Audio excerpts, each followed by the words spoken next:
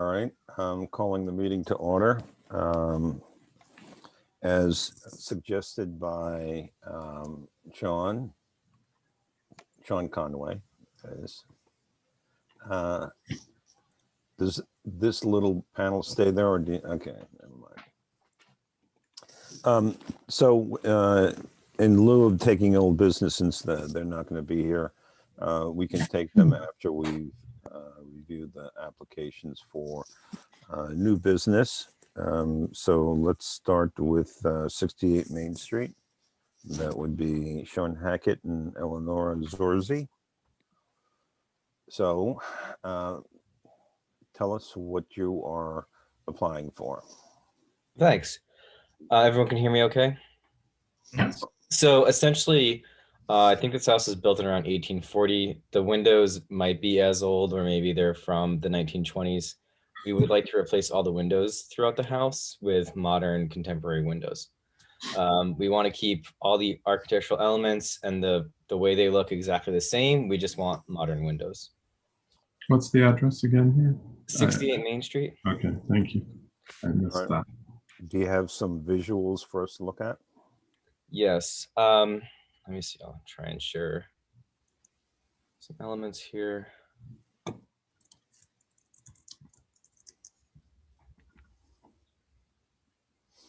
So if you can see some images here, there's only glass for, I'd say, 80% of the windows. Some have screens, a lot of them don't. The interior is pretty old. It's just wood windows that have the old system. I forget what they're called, the lead anchors in the sides. And some of them don't have those anchors at all. So it's really a struggle to lift the windows up or push the windows down after you're done.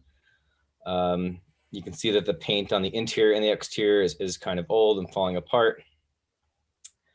Some of the windows on the exterior of the house that are facing the street are broken and don't have all of their exterior parts. Those exterior screen windows are aluminum. Yeah, they're aluminum frame. Okay.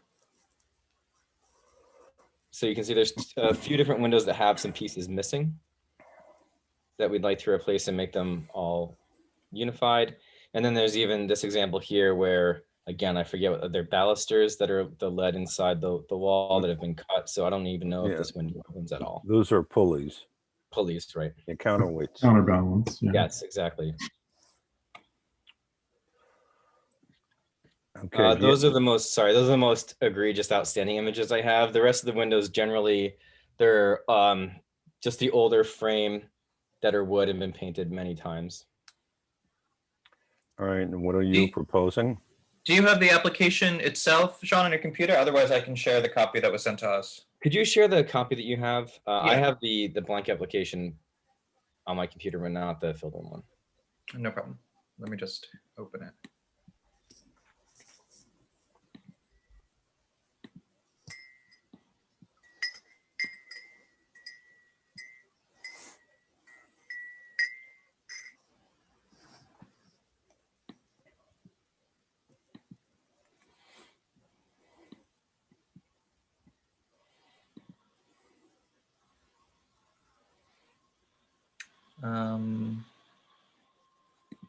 Oh, sorry, that is your referral. Give me 1 second.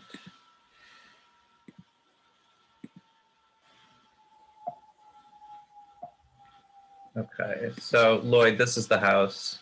Yeah, no, I'm familiar with it. I just wasn't sure if it was mentioned, and I know it's on the agenda. I just wanted to get it in there. So it's all on this recording. Yeah, I'm familiar with that, and the metal windows on the outside. So this is the view down the side. I actually walked around yesterday. It's the only, other than these two sides that we're looking at here, the primary facade and the side, you can see this window, the whole rear facade isn't visible from anywhere. I mean, you'd have to be either standing on the garden wall at Le Bouchon or on somebody else's roof to see the back. So we should focus on the front and the driveway side.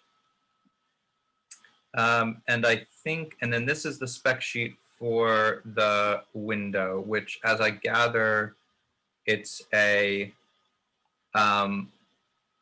it's an aluminum clad wood window. Is that right? Yeah, I believe so. This is what the Putnam Windows had sent to us. Let me see what this, oh, here we have the order sheet. Yeah, so it's an aluminum clad wood window. It's an insertion replacement window, not a new construction window. Which, Sean, so that means that the window is, I'm sure that the people explain this to you at Putnam Windows, but the unit, basically what they'll do is they'll take out your existing wood sashes, and then this entire unit with the frame is sized to fit into that area. Yeah.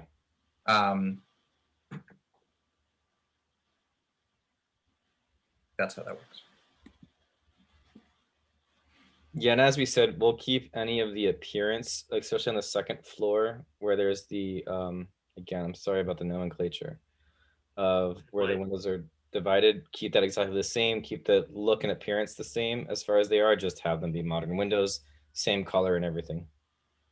Well, I mean, looking at the front facade, I see what looks like 6/6 and then 1/1.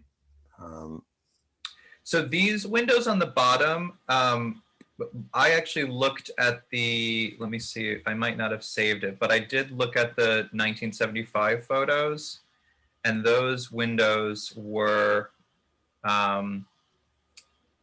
those windows had been changed because they were 6/6 on the bottom as well, and now they're 1/1. Or vice versa. Maybe I'm wrong. Hold on. I think the 6/6 probably would have been original to an 1840s house. Yeah, I would assume so. Yeah. So let me share. Can we take a look at the side elevation again? Yeah, I'm just gonna rotate it so it's a little easier to see.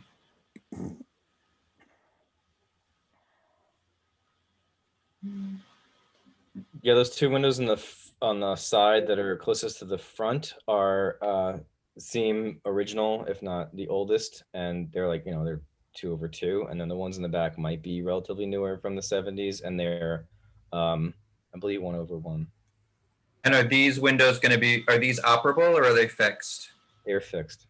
And are they going to be replaced or are they just going to stay there? They could be replaced. Okay. Let me just show the older image since I brought it up.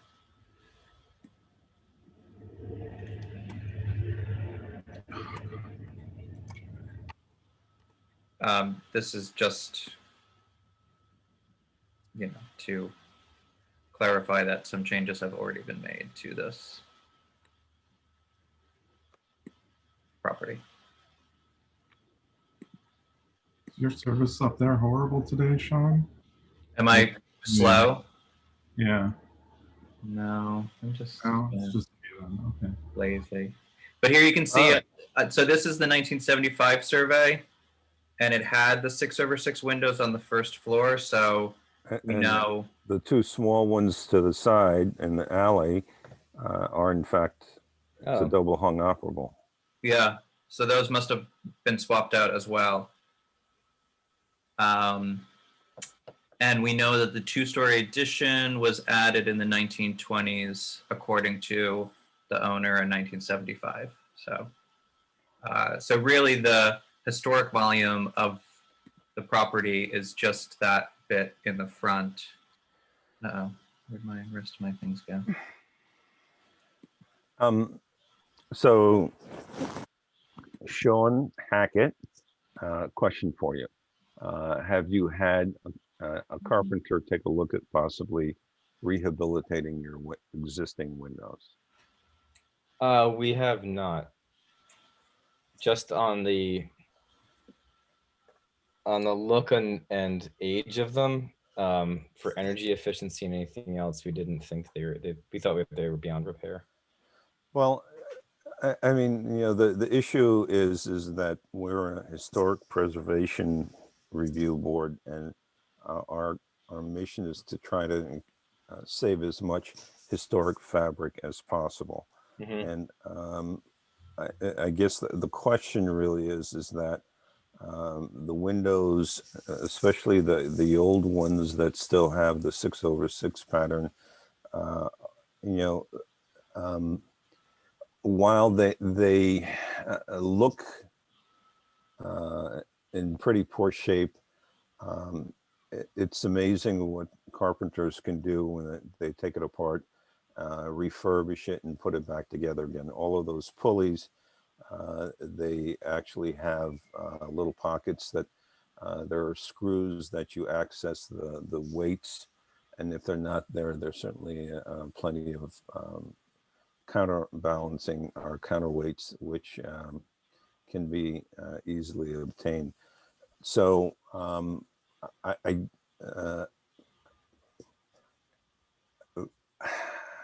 I'd like to urge you to try and take a look at the possibility of refurbishing them and going with, I guess, what you'd probably wind up with is,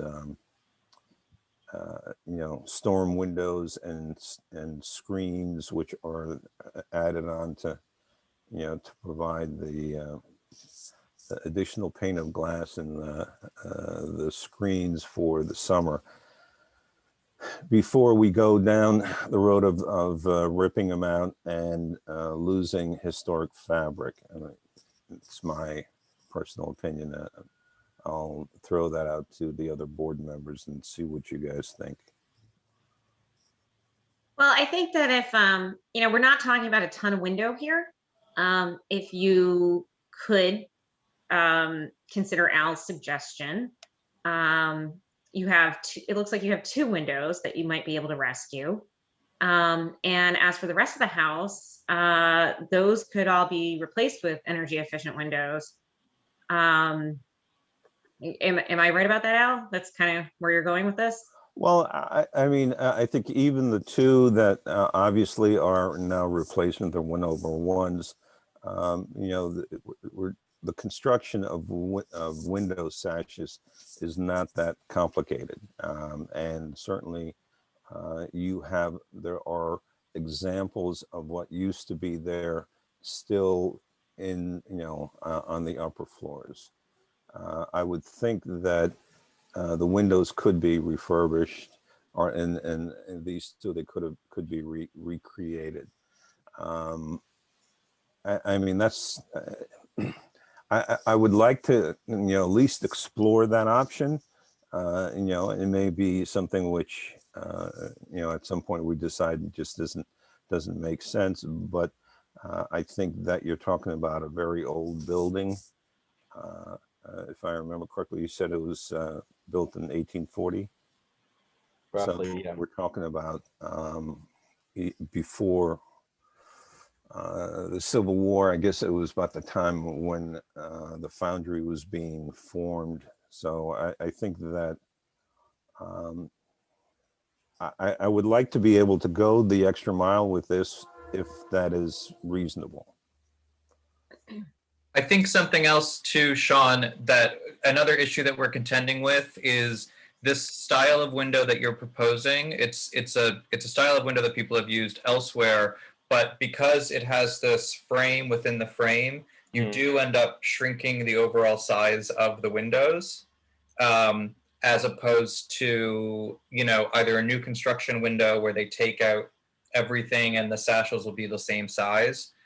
So while that is something which wouldn't be noticeable from the street along the driveway side, and certainly in the back, we don't care about the back, and I don't even know how many windows you have on the alley side, but you could, it's a type of window that we have approved elsewhere, but on this primary facade, when you only have these 4 windows, 2 of which are original, to be able to maintain that historic fabric and then put the newer windows everywhere else around it is would be a good compromise with obviously we understand your needs as the people living inside the house in winter. Yeah. So we're not ignoring that need.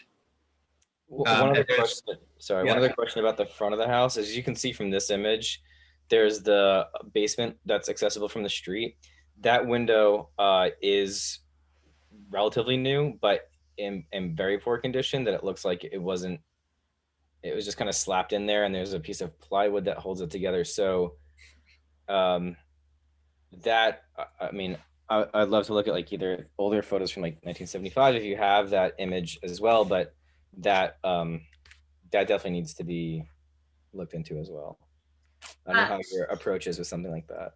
Sean, if you're looking for images, the Putnam County History Museum has put all of their photographs on their website. So everything's been digitally scanned, and they have a pretty, because you're on Main Street, you'll have an easier time finding historic photos of your property. But they do have a couple of different ways to search, and I had some fun on that website myself. So you may find some material there, and being on Main Street is a big advantage for using that tool. Cool. Todd, But I think to kind of answer your question, or to further that part of the conversation, I would focus on getting the 4 windows, the 2 on the first floor and the 2 on the second floor, restored and repaired and functional.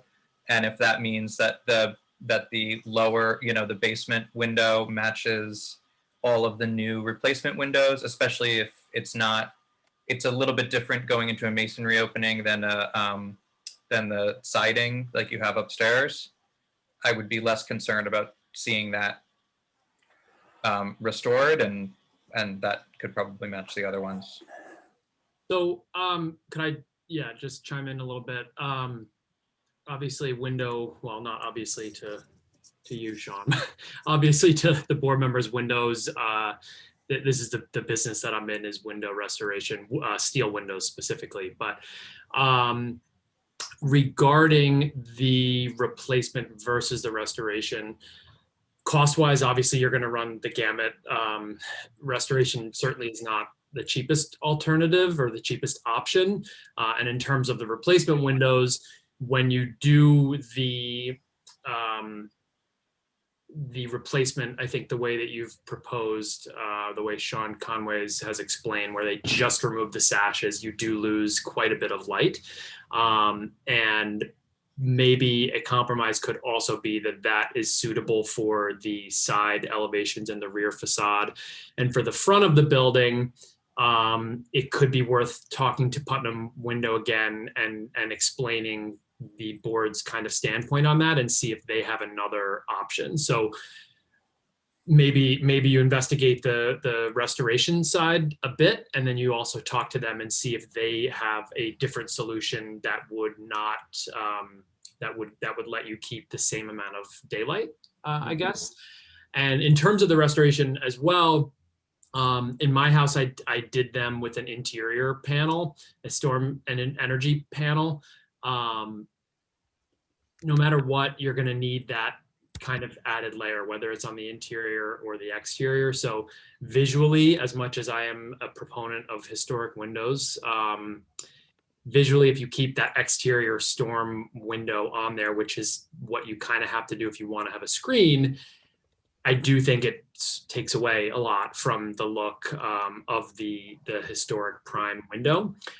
So that's one thing that to take into consideration too. And then the first floor versus the second floor, the 6/6 versus the 1/1. Again, if it's yes, you can recreate, you can build those muttons into those original windows, but chances are they did not use, if that's a window from the 1970s, it's not like it's old growth oak or something. That's, well, wood is very soft. So, right. So trying to recreate those muttons, build those into a window, take it apart and recreate that's a pretty massive undertaking. So I feel like, what? Well, just one question. I think that in either case, the aluminum screening system to the outside, I think, is something that we don't especially want. I think that what I was talking about is that they have storm windows and screens which are in a wood frame, and typically at the top there are two hooks Oh, that yeah. that they fit in, and that's the typical way that all the old windows were. And you would see those, Sean, in lots of other houses around the village. There's actually a house on Morris, the gray house next to the library is currently, they're doing the same restoration where they're repairing those. I don't know how far along they are, but according to us, they're supposed to be doing it. The They have hanging some storm existing windows. also. They have a few existing ones in place too that can be seen. Yeah. Are you in a time crunch, Sean? For the windows or for this meeting? Well, for this meeting, because I know you have a young child at home, but the All right, windows. they're eating. They're okay. Thank you. Okay. Were you planning on starting the work imminently or just as soon as you could? Really, yes, as soon as we could, just because of summertime, also with air conditioners running and losing energy that way as well. Right.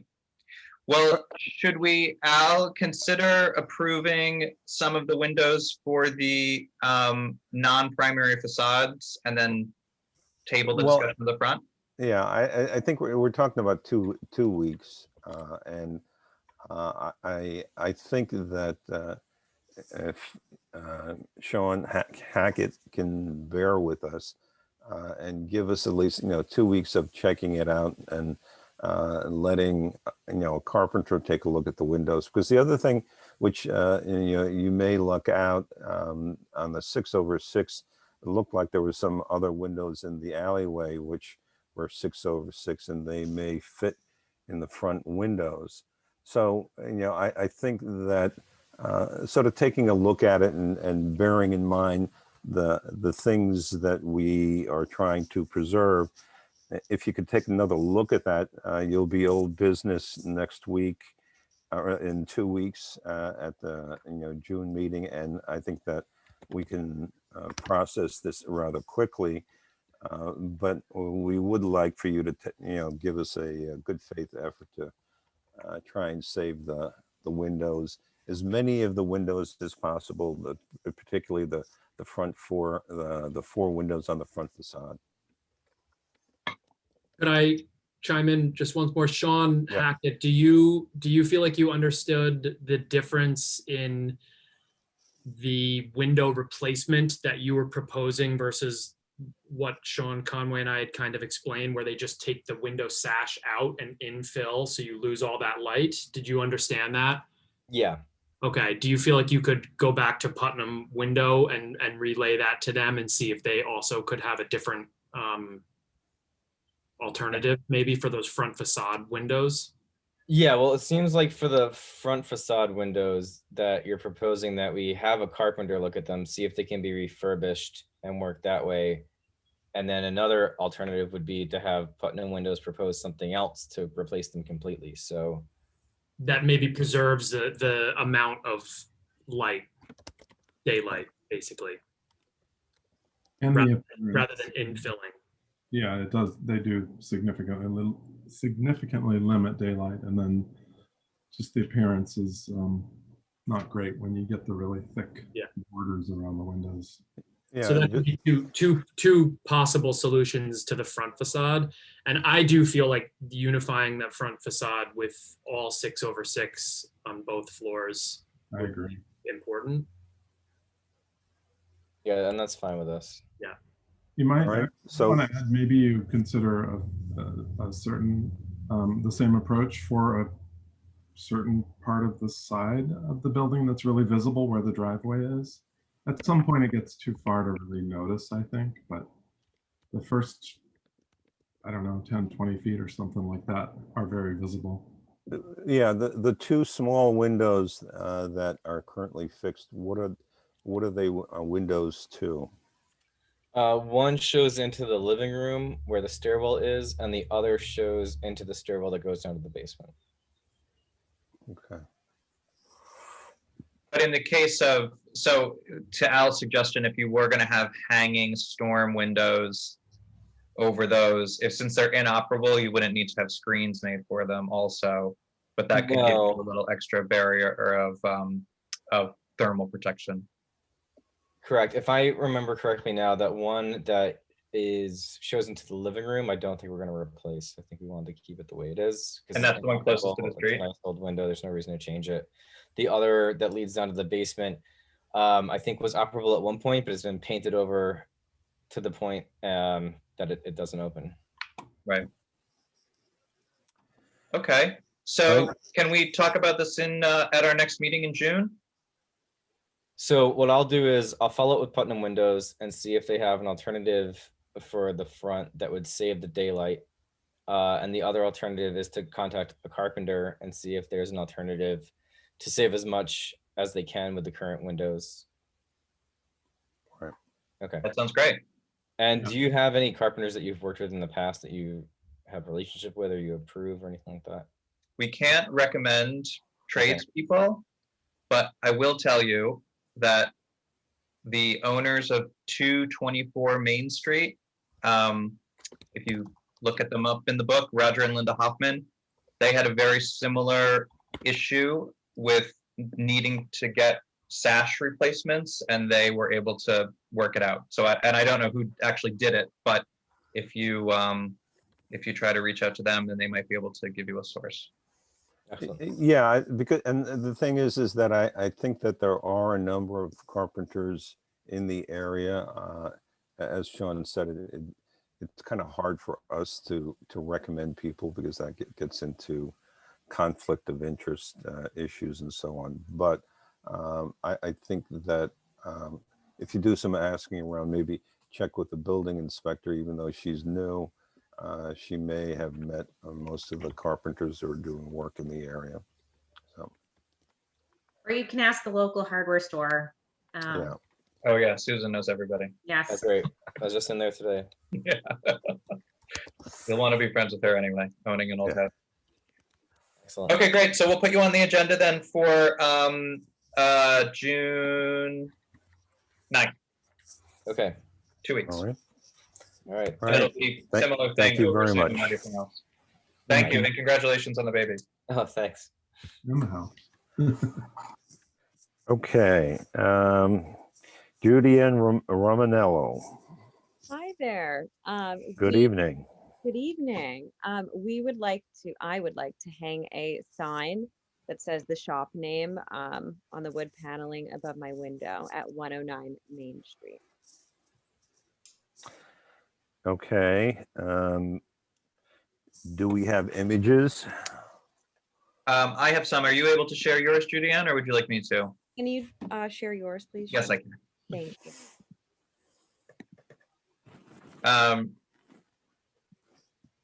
Let me scroll down to, oh, sorry.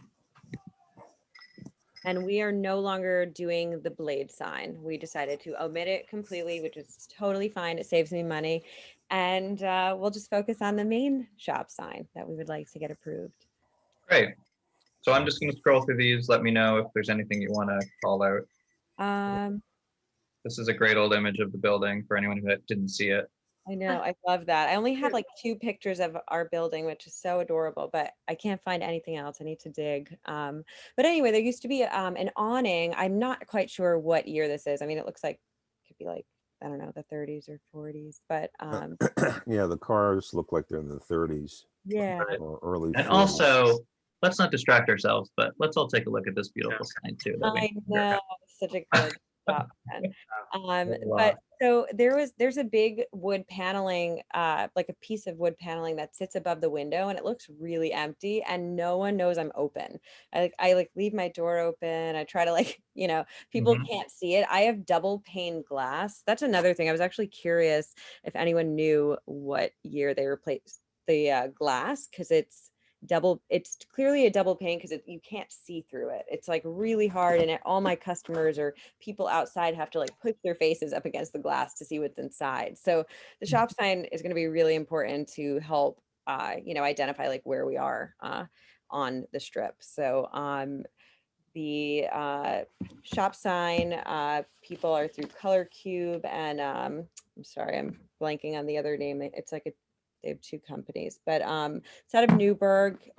It's going to be made of MDO and then attached directly to the wood paneling. Let me know if you have any questions. No, so we just need to, Al, make sure that we remove the references to the bracket when you sign the COA. So the sign itself, Mhm. I don't think you give us the dimensions of the sign, but we can see, It fills that mock-up entire here. panel. 20? sorry? There's a little 20 on the left side there, I think. Right, so it's 20 high, and I think you said this is 108. 104. 104 and a half or 108 on the bottom. So, okay. So it's basically just going to fill in that area. And then also in the packet, you have an image of, which shows some brackets that were previously there. So we know that there had been a sign there previously.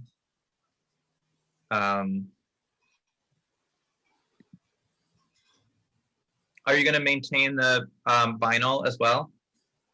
I think I'm going to remove it. Okay. I do think that one of the issues as well that you're contending with the storefront is that your door is a little, it's kind of a residentially looking door. It's sort of a shoppy looking door. So it's understandable that you'd want to draw more attention to the store. Thank you. Thank you for understanding. Yeah, I think nice big sign is great. That horizontal siding that's extremely not historically accurate and form, the more of that that's covered up, the better, in my opinion. I agree. I agree. I Well, agree with When we the were talking over the phone about it, we were trying to determine whether it had actually been like a clear story window, but Is there a drop ceiling in there or not? There was. They removed it when I came in. Because Poor George has this I mean, their window is even shorter, but they've got the drop ceiling, and it's just unfortunate that they shrunk that glass down in front back in the day. Yeah, no, they Right. removed all of that and put molding in the store. It looks beautiful. Yeah. A lot of the storefronts had some sort of stained glass or a Transparent. Oh, okay. small light type Like of the old drug Like the configuration. Berkelman, right, where Berkelman has all that leaded. right. Yeah, that's true. Yeah. I think that this is an example though of just putting in a smaller shop window, because if you look at like how this column falls, and Yeah. I can't see how they would have had a And the separate. siding around the air conditioning unit too it's just all in. Exactly, all around here. So. Yeah. So All right. I guess the only question I have is MDO. What is that? It's basically, it looks just like wood. It's a little bit more, it's more durable and has a really clean finish when they go to paint it, but you're not going to realize that it's any different from wood. It lasts longer, like for weather purposes. So Mhm. when it pours and Oh. snows, and it holds up better than wood in that weather. I think, Al, it's the same material that they used on the synagogue sign exactly. that you can, and it's actually, it's solid and you can carve into it if you need to, but Right, this and so is just gonna be painted. Yeah, it's a manufactured wood, medium density, something or other. Something or other. I think it may also have some plastic component in it for weatherproofing. So will the words be just painted on, or are they going to be etched in or carved in or Vinyl. But he's painting it. painting it on the face? Okay. Okay, any other questions concerning the sign? No, Nope. Yeah, my feeling is it's a minor intervention, and certainly I think it looks very appropriate. Thank you. It too. Anybody have any other comments? Nope. I was just gonna say, and I'm not completely certain of this, but I don't know that a retail window has to be double paned. You might just, not giving advice, I'm just saying look into it. Yeah, thank you. Yeah, I don't know if retail requires that. Okay. Although it's nice for energy use, but I think for retail, I think there are exceptions for single pane Commercial usage. for exactly the reason that the problem that you're having. So just a thought.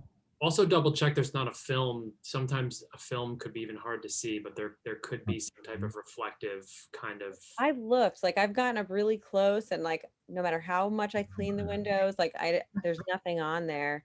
Hmm. Because I tried and because it looks so dark. The only time it was like well lit was like when I did it for like the holidays. And everyone was like, wow, you exist. And then I took it out and it looked really sad. And I do remember, yeah, the tenants in there before you had a lot of lighting in. They had a showcase right in front of the window with a lot of lighting going on down to it, but you couldn't see past the things they had a foot beyond the window. yeah, It could be the glass that was used too. I mean, there's tons of different types of glass, and some of them have kind of a built-in tint or coating or something. Like Coating, yeah, it's Does- Does low-E coating have that sort of an effect? Lowy is uh, to make it even clearer. But yeah, there's a lot of different types of glass. So down the road, you could investigate maybe replacing that. Okay, Oh, do yeah. I have a motion concerning this application? I'll make a motion to accept it as modified with the removal of the blade sign. Second. I'll second. Okay, Lloyd beat you to it. Todd, Aye. Andrea, Aye. Lloyd, Aye. I vote aye. Sean? Aye. Okay, approved. Thank you. Over the weekend, well, and I'll try to do it before the weekend because being Memorial Day, it may be a little bit hard to get this done, but this is a very quick application, should be able to get it out to you quickly. All right. And then Okay. after you get the C of A from Al, the building inspector will give you your permit. Thank you. I may have a million questions for you, Sean. Like I call you, I feel like every day. Well, you're always welcome to ask questions if you have any follow-up questions. Do you want me to stay on the meeting or am I good to go? Nope, you're good. You're done. Thank you very much. Unless you want to. Thank you. Thank you. Okay. So, yes, That's all the business that we have except for 8 Furnace Street. right. So everyone was copied on the email that we received from the applicant from 8 Furnace. Yep. I think that they are, I thought that we were all kind of on the same page and moving in the same direction.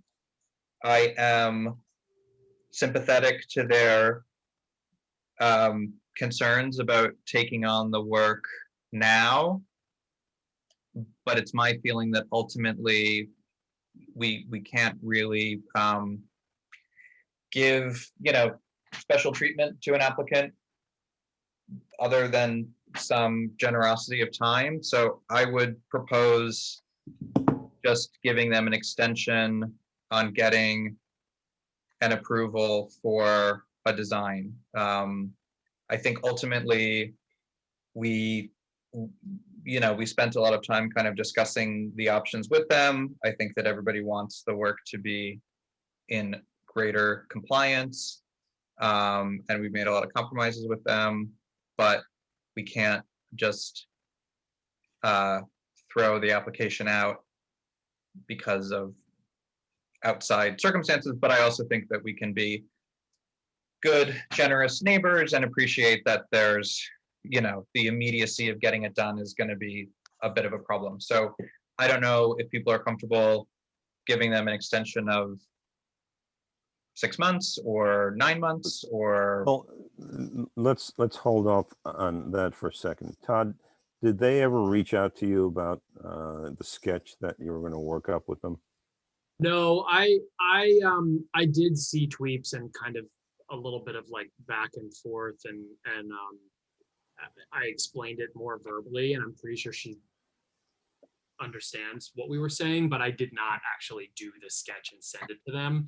I was gonna do that like before the meeting today, and then the email came in, so I was like, maybe I'll just hold off. But I'm pretty certain that I'm pretty certain she understands what everybody was kind of referencing. And I can still do that, absolutely. I can do that in email if everybody thinks that that would be a good idea. What was that? I'm sorry, I missed the last meeting, so I'm. It's Oh, sorry, Lloyd. basically the rails are surface mounted to the posts. And Oh, I think the general consensus was that if the rails could be inset to the posts, it would be more in compliance, and possibly add a third rail rather than just have two horizontals. Seemed like that was going to kind of satisfy everybody, I think. So there was just, she was having a hard time understanding all the nuances of that while we were talking in the last meeting. So I offered to just kind of sketch it for her. And I did take a couple pictures because I saw when I was in the car the other day, an old farm fence done that way. So I can show her that too. okay. And then Lloyd, the other issue too was just the incorporation of the wire mesh, which is That's something that we don't really allow as far as like chain link is concerned, but we were discussing with her that if the wooden structure were to be brought kind of closer into compliance, then the application of the mesh we could consider to be sort of a temporary use, a temporary material, because ultimately it's not the fence isn't dependent upon that mesh being there. So. Exactly. Yeah. I mean, that mesh could be Removed at some point in the Yeah, future. it could be removed, or yeah. size or whatever. And Small remove- baby and small dogs. Yeah. Warrant it. Yeah. I don't think the dogs can get any bigger, but the kids certainly will. So, Any thoughts, Andrea? Yeah, I wanted to say that I completely agree with what Sean said. And with his proposal to, give them a window of time to sort things out. I think we did make a lot of compromise. We offered a solution that, can be done, frankly, unprofessionally. They could take it apart and put it back together. And I don't see that as being, something that's cost prohibitive, but maybe time is what they need to get that project accomplished. And I agreed all along that the application of the mesh fencing, the deer fence, I consider that to be temporary if the fence is constructed in closer compliance to what we look for. And I don't think we've given any other of our applicants any special treatment concerning all kinds of scales of projects. So I think what Sean's proposed is totally reasonable. And is the addition of a third horizontal rail Third round.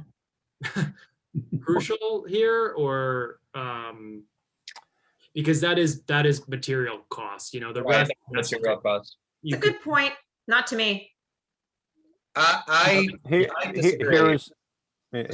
Here's my thoughts on it. My thoughts on it is that I don't think we should establish a time frame for an approval, because we have been working on this now for the month of May.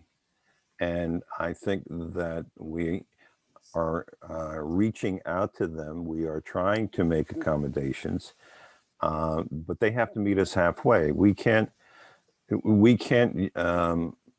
essentially waive the requirements of our guidelines because of financial issues. Realistically, they have a couple of years in order to implement this.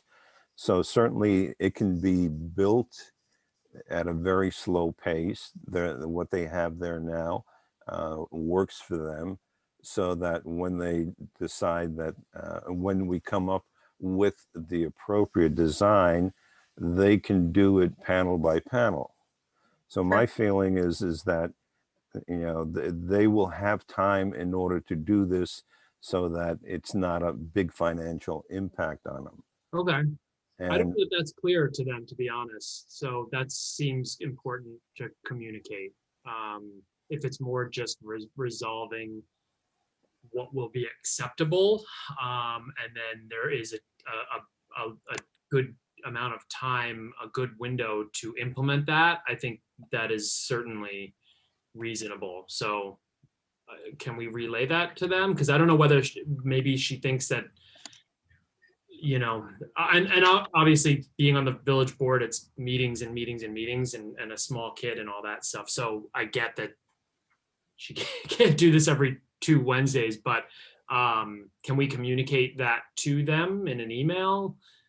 So they are clear on that, kind of like, let's just get the design sort of thing resolved, and then there's X period of time to implement that plan. Yeah, Al, I think that was a really good point. That and Todd, I think you're right. They may not even be aware of it. You know, we issue the C of A, we can all agree on the design, and then they have 2 years before that C of A expires. And And even then, it can be it's a lot of renewed. time to move fence posts around. Right, right. Well, there's no post moving, so, but. True. Just You know, next- moving wood around. Well, I think that that's fine, but I also think that we need to make a distinction between this, you know, there's a difference between an application for work that has yet to be done and an application to bring work into compliance. Mhm. And there are, you know, in our chapter 64, there is a discussion of bringing work into compliance and fees that can be levied and all of these things. So I think what I was just trying to get at is acknowledging that we are allowing for there to be a period of time before the work is set to begin, and just somehow formalizing the fact that we aren't, that with the C of A, we will not consider the fence to be, we are expecting that the work will be done, that it'll be done. So, which is to say that we aren't allowing a non-compliant fence to exist in perpetuity.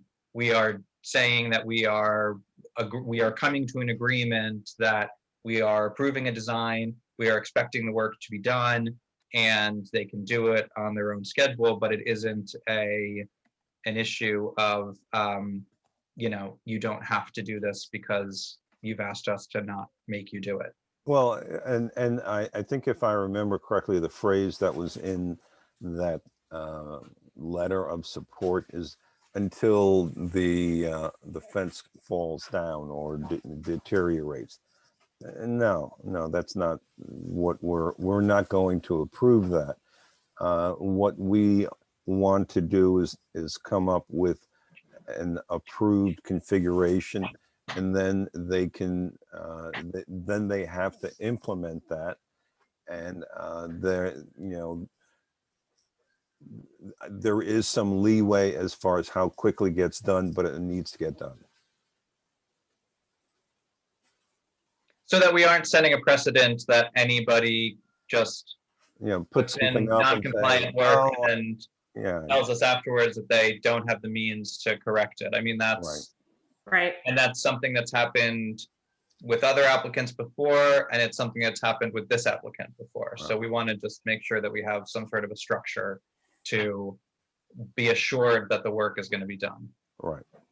So that's why I was initially suggesting that we agree to postpone reviewing it for a certain amount of time. But I guess to Al's point, if we come to an agreement and if we issue the certificate of appropriateness, they do have 2 years to do the work. Yeah. But will it become the perpetual? At what point do we actually need to enforce the regulations and have the work completed? Well, then it becomes a compliance issue. Is that the building inspector's department? Well, it already is a compliance issue because the work's already there. So I mean, if it were something of But a if it greater passes scale, a of 2-year effect, time frame. if it were something that was, much more dangerous or much more of a detriment to the district, then we could be levying fines on them for every day it exists outside of compliance. That's not what we want to do now, obviously, because quite frankly, it's not that big of a deal. So But we do still need to make sure that there is a understood timeline and commitment on behalf of the applicant to rectify the situation. Well, I think that- okay, why don't we ask them to give us a timeline? And, you know, tell them that this is a certificate of appropriateness. It won't get renewed. But we would like for them to commit to a timeline for when they do plan on implementing this, given their situation. I think you're gonna get pushback. Well, if I mean, we legally- know at a minimum it's 2 years, right? I think So, that's public knowledge, which this is a public meeting, so that is public knowledge. I think that should be that serves as a very reasonable baseline. Yeah. And hopefully they will be able to do it sooner than that. And, you know, I think just kind of chiming in on like a related, but not directly related point, like it is hard for people in town.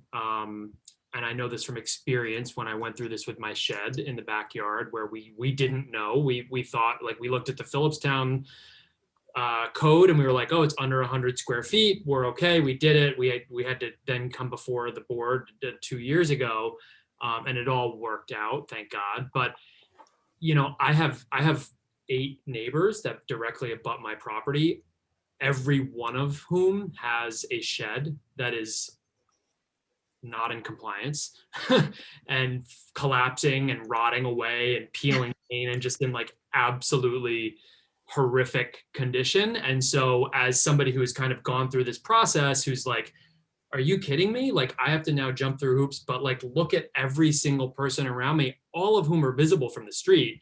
Who knows when they were put up? And I understand that it's more complicated. And so I think for somebody like them, who's this time of year, like in the winter when there's no greenery, yes, you can see it very clearly. And now you really can't.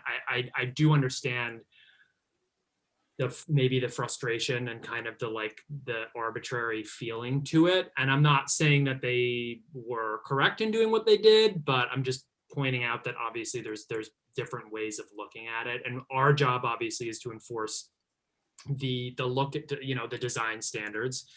And it's just unfortunate that we can't enforce those design standards on all the non-compliant properties in town because there's chain link everywhere. So am I correct that they Well, put up the fence themselves? Or I did they have a believe- contractor? no, I'm pretty sure her husband did it. Okay. I don't think that they got a permit for it because otherwise it would have been referred to us. Right. I also think, I understand that there are times when the regulations are confusing, Todd, and I totally appreciate that. Yeah. This family has done this before with another element on their house. Hmm. And they came to us after the fact and we went through a whole process and explained it very clearly. So Okay. I cannot not take that into consideration when we Yeah. deal with this issue. So That and also, I think that Different too, in that you don't have 8 sheds around, you don't have 8 fences like this around. And I think we should also maybe kind of split up the request. The color is the most objectionable thing to me. And they want to paint it, I think, black, she said. Yeah, and they wanted to paint it anyway, so can they just do that at least? well, she said that they are going to Oh. paint it. But Yeah. no, It's been years. I did, see, I disagree with that because I think that, you know, what we're talking about is mitigating an unacceptable installation. And so unless we make them change it, then basically what they have done is they have installed something and then say, okay, well, now what do you want me to do? Well, I guess if we're Which asking them to inset the horizontal rails, like, Well, but that's my other point. You know, their big concern is an economic one, that, you know, the price of lumber is very expensive. However, the things that we were talking about really are reusing what they already have. Yeah. And so I think, you know, if they had enough smarts to erect it to begin with, then I think that they have enough capability to make the modification to bring it into greater compliance yeah, I think so. without having to go out and buy a whole bunch of lumber. I think that is fair. Yep. Yeah, I mean, we're really talking about if they add a third rail in between the upper and lower rails, it's, I don't know exactly how big it is, but we're talking about maybe 10 additional planks that they would need to, of the same size. Yeah, and But the ones that already exist are going to be cut down because they're oversized, you know? and so, my feeling is that, we should have them come in at the next meeting and go over this and say, we need to come up with a design that you are going to implement. And so, if they don't want to add a third rail, I'm fine with that. I think that we just need to come up with a solution which we're all willing to buy into. So I'll send Tweeps an email with the picture that I took the other day of showing the fence that has the horizontal rails kind of inset to the posts. And if she needs further clarification, I can just like sketch something. Right. Well, it's going to go this way because I have to issue a notice to let the building inspector know the resolution of this agenda item. And Okay. what I'll do is I'll tell her that you'll reach out to her. You want me to send you the picture and you can send it? No. Okay. No reason to insert myself into that line of communication. So we'll just sort of get on with that. All right. So So, sorry, we're so going just to ask them clear to come. out, We're going we're to ask. going to ask them to come back in June. Yes. Okay. And then during that discussion, we will agree upon a design and we will discuss the timeline. Yep. Okay, so we aren't delaying review of the application further. We aspire to agree upon a design and then talk about the timeline to have it implemented. Right. Okay. Okay.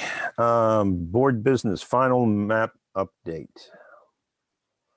Sean. So I have the most recent map, which is 4C. I don't know whether anyone had a chance to look at it. I'm happy with it. There are just a couple of very minor things that I want to talk to Arlene about. Let me pull it up.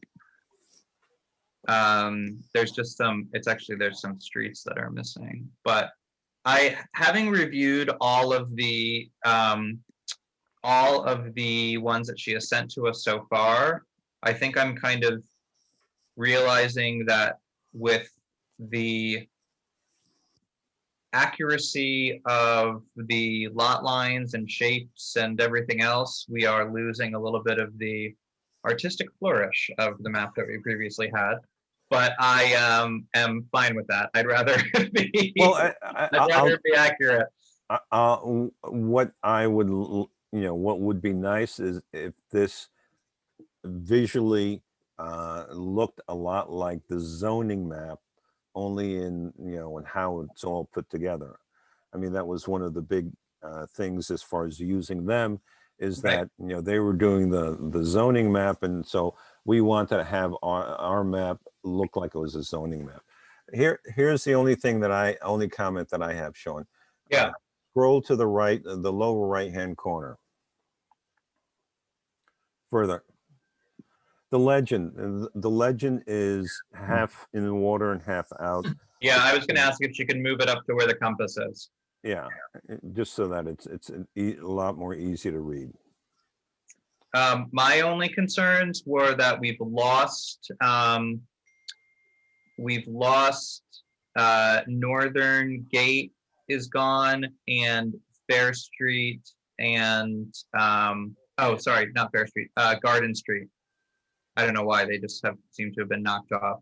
Yeah. Church Street is kind of like out into the middle. Fair Street is, yeah, Fair Street's over here, which actually, if you look at the paper map, it makes sense. It totally is readable, but when you're zooming in on the digital map, it's a little bit harder. But And also Church Street and Furnace Street are like in the middle of. That's weird. yeah. See, now this is, yeah, and this is where I have a question of like how, because I know that she was able to change the weight of type for these. I don't know if she's able to kind of drag and drop their actual locations. This, of course, is always complicated because Church becomes Furnace, becomes Marion. That's just how our village works. Likewise, Kemble becomes garden, but so I don't know if doesn't realize that there's a distinction between those streets, but those were, and then Northern Gate, on one of the earlier drafts, Northern Gate was labeled, and now it's not. So it must have been a layer that she maybe didn't add or turned off or something. She was able to pull the water line up to the actual shore, which I think is good. And so the only kind of point of contention, if you can even call it that, is that here within Butterfield, you know, she was able to put in these lot lines that roughly represent the buildings themselves. The roads have not been mapped on the county level, so it's a little complicated. So the roads are here, the addresses are here, but the actual lines of the roads themselves, she can't add them. She was able to do it down here at Forge Gate because of some different, I guess maybe Forge Gate is also, you know, much older, but for some reason she said that she doesn't have the points that she needs to draw the polygons of these roads. So I think with that being the case, I'm more inclined to keep the building outlines, because I just think it'll be a little bit easier for people to kind of understand.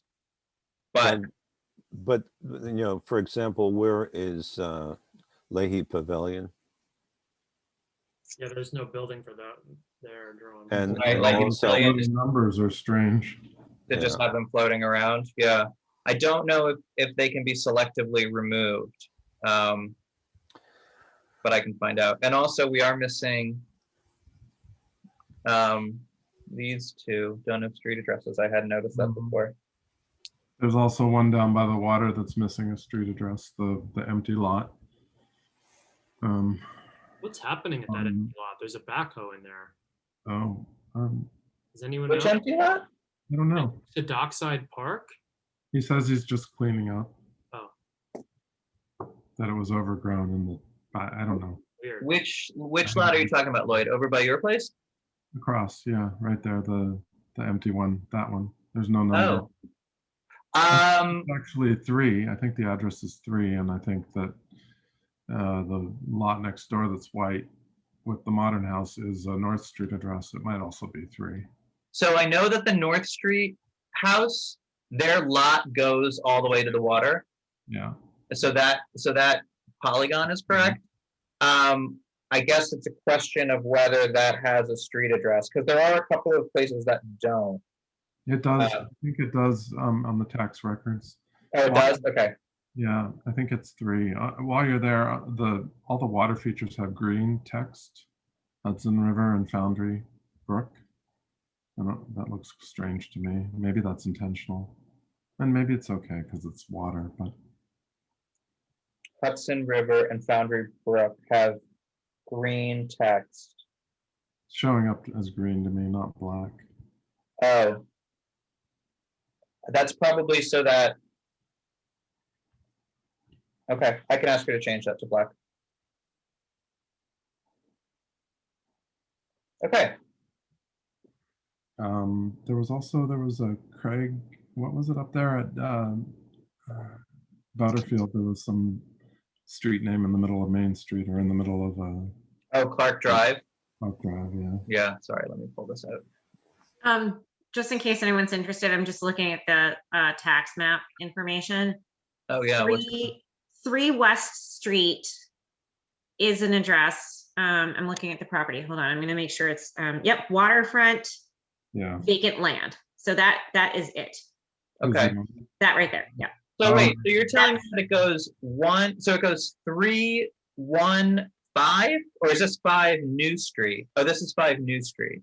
Right, so number 3 West Street is the vacant lot. It's right there. Yep. Okay. Weird. Yeah. I think also these Fish Street addresses are not legal.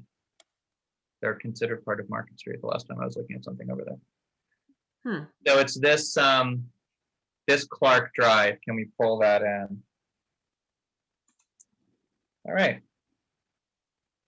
Well, So then are we comfortable relaying these little notes to her and approving the update? Because we aren't, oh wait, actually, when is, That lot line between chest 59 and 61 Chestnut there, it's really strange. There's a little sliver between the two. this little thing? Yeah, I don't know. and 9D kind of ends and starts again. I suppose that's the bridge. I don't know what that means either. That's, Yeah, well, that's the bridge over well, this is the bridge, the, right. but I don't know why Well, it's not. that's the embankment on the other side. Oh, I see. So this is the actual span, you mean? Well, no, this, because it would Well, go from no, here. I mean, to the creek. this is below the road level. Oh, yeah, that's why. Okay. Sense now. Um, The road goes up at that point quite a bit. so the Board of Trustees meets on, so we have a meeting on the 9th and the trustees meet on the 8th. And I would really like to submit this with our board report for their approval on the 8th. So if I send our notes to Arlene tomorrow, then are we fine with giving our approval via email so that I can send it to the trustees in June? No, I would like to hold off. Let's make sure that we're happy with this map, because ultimately there are some corrections to the, or clarifications that we're making of the map, which is the current map up in Albany. And I don't want to sit there and allow somebody to start picking it apart because of something like that, the little sliver of land between 59 and 61, and say, well, what's going on over here? How come you guys didn't do that? I want to make sure that we're happy with the map before we give it to the Board of Trustees, and we need to highlight to them the places where we're clarifying the boundary of the district, so that they can't say, well, you guys didn't point that out to us. Right? I mean, I think that we need to make sure that everybody has reviewed this and everybody understands what it is that we're showing. Okay, so I'll prepare that then with her corrections and we can review it at the June meeting. I could possibly get on the agenda for one of the trustees workshops to submit it to them, so we don't have to wait until July. Yeah, I mean, we can meet with them in a workshop and go over, the areas that we're clarifying, and so that when it's formally presented to them at an official meeting, that they can take a vote on it. Great.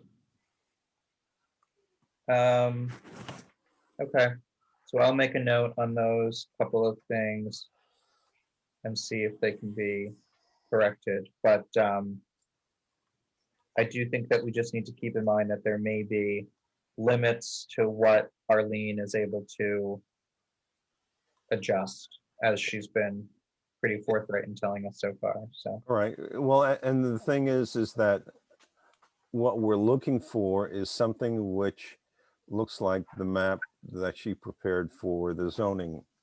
is that district. is that map live on the zoning board website? Hey, Jeff? I can look.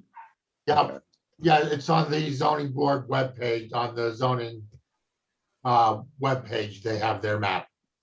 The zoning map is there. Okay. Can you call it up, I'll pull it up. John?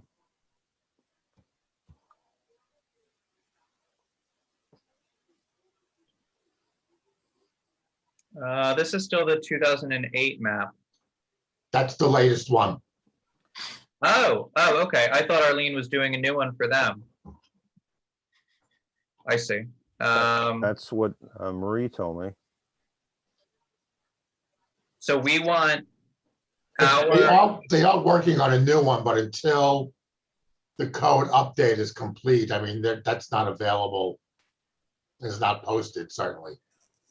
All right, and well, since, Oh, okay, so our map is intended to match the code update map, which no one has seen, but is in the works. all right, talk to Arlene and ask her to, if you could sort of see, a comparison. I mean, we're talking about the same tax lots, the same street names and stuff like that. So it seems like what she's working on for zoning or the code update should match what she's working on for us. I mean, the only difference that we have is that we just show two colors, whereas they may have multiple other colors that they use. Yeah, the base map that everything's built off is the same. Right. What'll change is the layers. For your purpose, it's one color for the zoning board as they look to maybe redefine some of the districts. The colors will change, but the base map doesn't change because that is the one thing that Arlene has and that the county has. That's the foundation. Right, I think the question, Jeff, is like, if she makes an adjustment, here where we have Church Street and Furnace Street kind of collapsing on each other, if she separates those on our map, will that be reflected on the zoning map, or is she making adjustments specifically for us? But only she has the answer to that, so I'll ask her. Okay, Okay, so should we go on to minutes? let's do minutes. We have, I was unsure whether I saw in the folder that we have 414 minutes in the Yep. drafts folder. Let me just double check. Hold We already do that. on. I have to look at my notes. Did I throw that in there? Maybe I did. Hold on. Oh, you know what? These are probably, No, 414 we haven't done yet. The last 414 minute- was tabled. Yep. 414 was tabled. Okay. Yes. The last time we approved minutes, they were 3/24/21 at the 4/14 meeting. Oh, okay. So let me open, so we have 3 sets of minutes then. I didn't realize 414 was, Yeah, because I had to reach out to Jeff because I lost track of it. I thought I had to write the whole thing myself. And then I realized Jeff was at the meeting. And so I emailed him and he gave me another copy of those minutes. So thank you, Jeff. okay. So You're welcome. let me share this.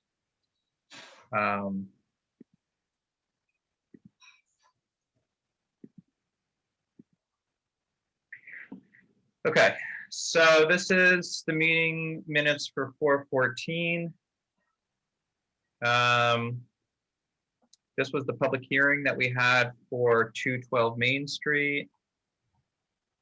And I have some corrections that I put in. Mhm. Hold on, I need to move you guys. During the public comment, it was I who read the comment, not Al. Okay. I just had a type change here to make it make a little bit more sense. Mhm. And it said workshop 4, but it wasn't a workshop for 32 Market. So are we good on the public hearing for 212? Yep. Are we good on the 32 Market Street? Well, I guess panels will be hidden from street view. No, I don't think that's the case. no, it's not. 32 Market was That's the one right at the corner at the bridge going over the railroad tracks. right. And, certainly you can see both sides of the roof, either from the bridge or from the sidewalk. His point there was that he removed them from the front little awning over the porch that faced Market Street more directly. but you still have those two other exposures, those two other roofs toward Blunt Street and to the south, north and south, that are visible from the street. Okay, so you're saying that, so do we want to say that panels will be visible from Lund Terrace and the, Well, I don't think we even have to mention that. I mean, you know, it's one of the things which, it's why we're reviewing it, is because it's visible. okay, Well, let's scroll up for a sec. Okay.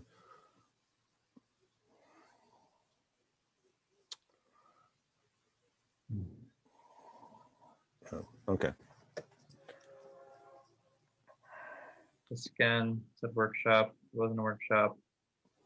This was for 10 Fair Street, which was the porch that James was redoing for Kathy. Right. And right.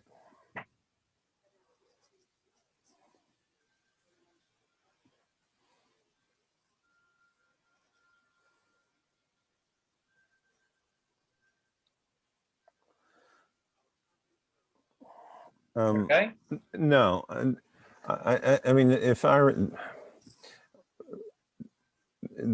discussion concerning the handrail varied when based on whether or not they were going to replace the steps with brick and bluestone.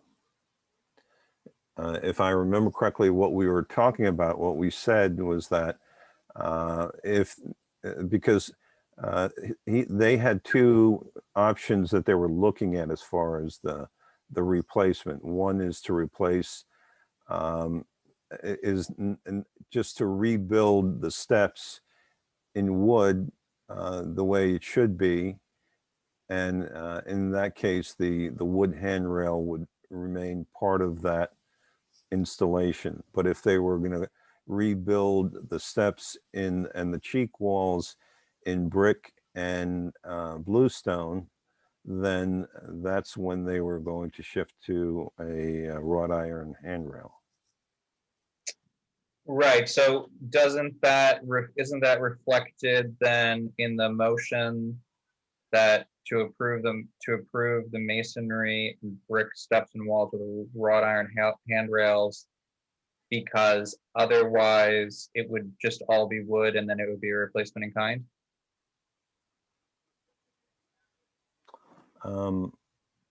Remember James said that it would be, that the question was whether there was already concrete poured. Right, whether or not there were footings to put the brickwork on.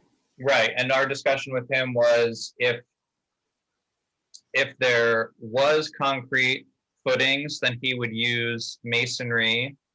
He would use brick and bluestone and wrought iron. If there was not concrete, then he would rebuild everything in wood as a replacement in kind. And if either of those things weren't going to happen, he would come back to us and we would discuss it. Yeah, that's what I remember, Sean. Okay, all right. I thought the lighting wasn't happening unless it was, I thought it was coming out. No, that was a part of the application one way or another, because currently what they had was they had these two Yeah. lighting fixtures which were on top of the cheek walls. So should I say then, after weighing the pros and cons, the board agreed that wrought iron was acceptable for the proposed masonry construction in the event that the steps are reconstructed in wood, it would be a replacement in kind with a wooden handrail. Okay. Okay, 49 was 49 Main Street was just the Fine. sign. 8 Furnace was our first meeting. That actually was a workshop. Yep. With tweets.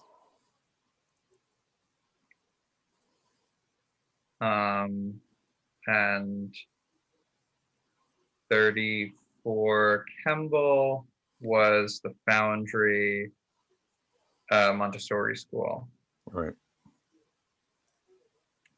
which we approved pending the further documentation, Right. which we received. It took them a little while, but So then, concerning 414, were we all there? Right, we were all there. Yeah. So no. Sorry. Okay, because some of them said Todd came late. Todd came in. Yes, he did. Okay. Do I have a motion concerning these minutes? On 10 Fair Street, they are removing the lights. I just had to check to make sure I'm not going crazy. I think also there was a light. Wasn't there also a hanging fixture for the porch too? Yeah, I That's- wrote down proposed lighting will be electric version of pendant gas light style. Right. Yeah, I think that's. It was it's part of the application that was approved. Yeah, so They just showed the correct the lights. text. We should just correct the text to What? not conflict with the application. It says that they're replacing the lighting, and their application says they're removing it. Double check that because my internet is. Wait, I'm seeing that. And I can barely page through these, but I found one page that said lighting removed. So, but my dexterity is hampered today on this. The only thing that we say about the lighting was that it was approved as submitted, and that was for the hanging pendant. I don't think it referred to Now I anything to understand. do with the cheek walls. Yeah, that makes sense. Thank you. Okay. So I'll make a motion to accept these minutes for 414. Do I have a second? I'll second. All in favor, say aye. Aye. All right. Anybody opposed, say no. Okay, 414 is approved. Okay, 228, I was not here for. But I can- 428. I'm sorry, 428.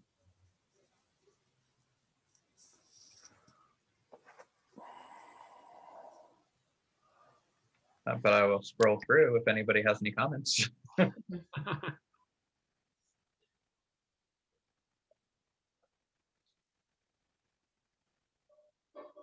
I should probably read these myself since I wasn't there.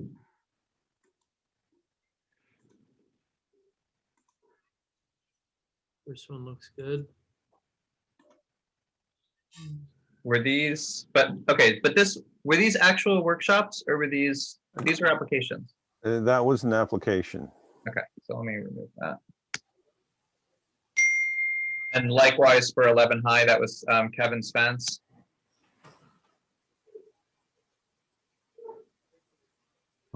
Yeah. Yeah. And your shed, Al, was Yes. real. Okay, That was the most controversial issue of the evening. I bet it was. For you. And, you know, Really, we thought about putting them through the ringer, but then we just decided to. well, I was thinking about, do I go Victorian? Do I go modern? Does it need to be a shed of its own period? All of these issues really. Just I just not wanna home know soap if- board. I just want to know if it's done yet. So these are actually, these votes would have been 3-0 because I was absent. So these votes on Al Shed because he recused himself. Yep.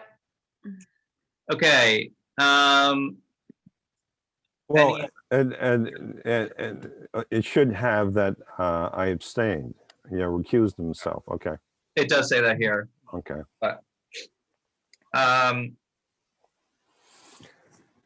Okay, so anything in the minute, anything in the board business to be corrected?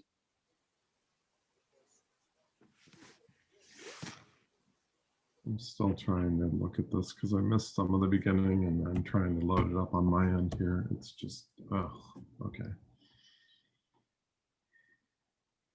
Looks good to me.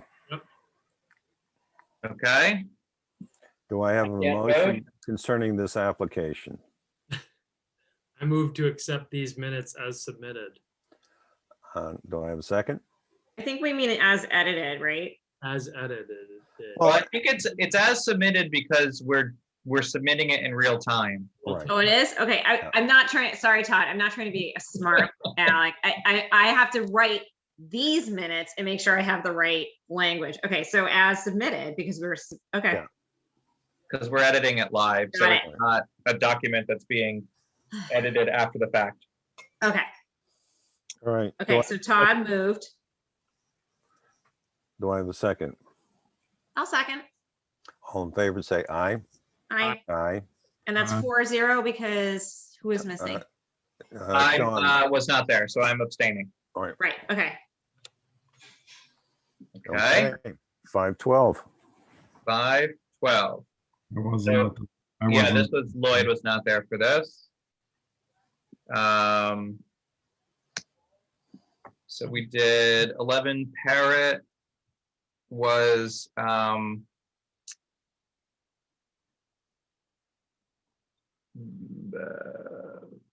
gonna add this as the second line.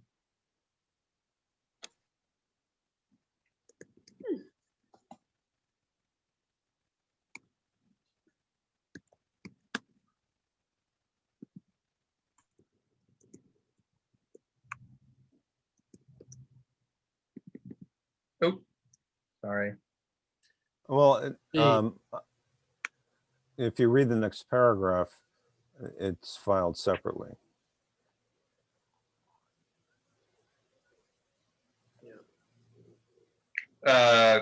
Right, but it was still part of the original presentation. Yeah, I mean, what the application was for the two windows and replacing a window with the door.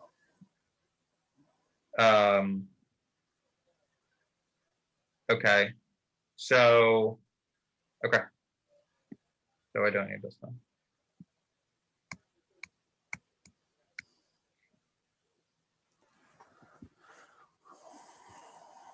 For the landing and railing, I'm just gonna write then that it was indicated on the drawing. Just so people know what we're talking about. All right.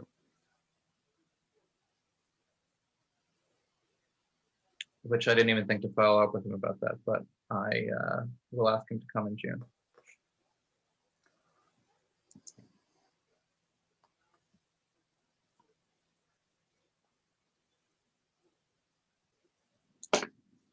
Did he reach out to you, Jeff, with any updated application?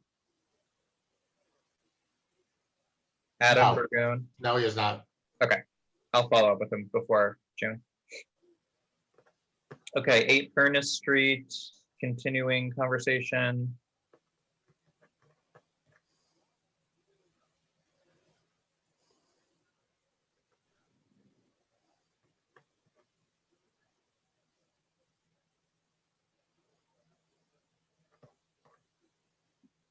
I think that's Looks good. pretty much what it is. Yep. We reviewed another map that the house numbers cannot be removed. The next steps were bold street names, fill up the outline and present it. 8:18. Okay. I make a motion to accept these minutes as submitted. Do I have a second? I'll second. All in favor, say aye. Aye. Aye. With Aye. one abstention. One abstention, yeah. Okay, Done. Done, done, done. can I make a motion to adjourn? Can I just add Yes, you one may. thing? Oh, sorry. One quick thing, I got the latest copy of the standards from Kirsten. and Oh, great. I'm putting the photos into it, in a markup for her. So it's moving. Lloyd, did she say anything to you about her bill for, No, nothing at all. She does check in occasionally, I presume. Okay, because we had said that we would give her her first payment in the 2020/21 year, which ends on Monday. Okay. So, He needs to submit a bill. so she needs to submit a bill to Michelle for, I think it was for $2,000, like before the end of the week. Okay, I'll tell her. Okay. Well, explain to her, what we're talking about is strictly the bureaucratic methods of budgeting, because this all came up when we were figuring out what the village would have to budget for her time in the next fiscal year. And so we made this agreement that, she would come up with a bill for the time up to this point, and then the balance of it would be in the next fiscal year. So, Sean, if you can just check with who is our treasurer? Michelle, I'll Michelle. forward you the email, Lloyd, and then Just to confirm, we don't need the bill by Monday. We don't need an invoice by Monday. She could get us an invoice within the next 2 to 3 weeks. Oh, The invoice has to indicate that it was work performed through May 31st. oh, okay. okay. Yeah, let me see what Michelle said. Thanks, Jeff. Voucher for work performed. Yeah, okay. We said she would bill us for $2,000 this year, back in February, but okay. And if she wants the board to bill for her, and we can take a retreat in Barbados or Bermuda.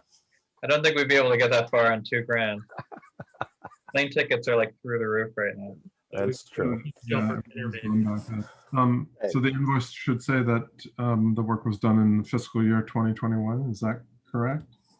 Yeah, and if it's dated, I mean, if she is able to do it this week and it's dated the whatever 27th or 28th. Yes, it just needs to indicate it's for work performed Oh, through May 31st. Yeah. Okay, use that phrase, for work performed through May 31st. yep. Okay, so I have a motion to adjourn. Do I have a second? I'll A second. second. All in favor, say aye. Aye. Bye. Okay, thank you, everybody. Aye. 8:36. Mm-hmm. All right, Okay. so we'll see everybody in 2 weeks. Sounds good. Yeah. Okay, Good night. good night.